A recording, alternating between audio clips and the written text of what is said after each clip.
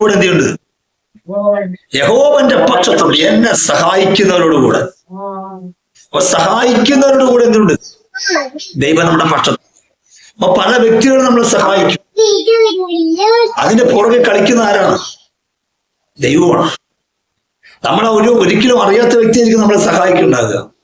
ചിലപ്പോൾ നമ്മൾ ചിന്തിക്കാത്ത നിലവിലാണ്, അല്ലേ? ഇപ്പൊ നമ്മൾ ആ വണ്ടി, അപ്പൊ ദൈവം നമ്മുടെ പക്ഷത്തുണ്ട്.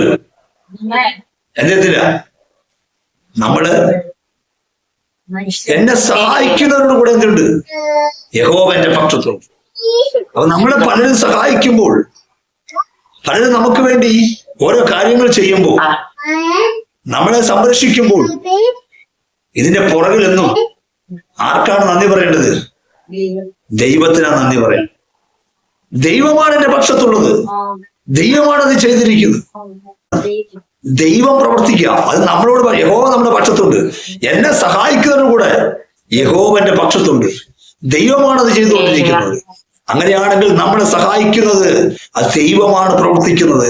അവന്റെ ഹൃദയത്തിൽ ചിലരെന്നോട് പറയാറുണ്ട്, പാസ്റ്റേ ഒരു കുറച്ച് പൈസ ആവശ്യമുണ്ടായിരുന്നു, പക്ഷെ ഒരിക്കലും കടം തരാത്തൊരു മനുഷ്യനാണ്.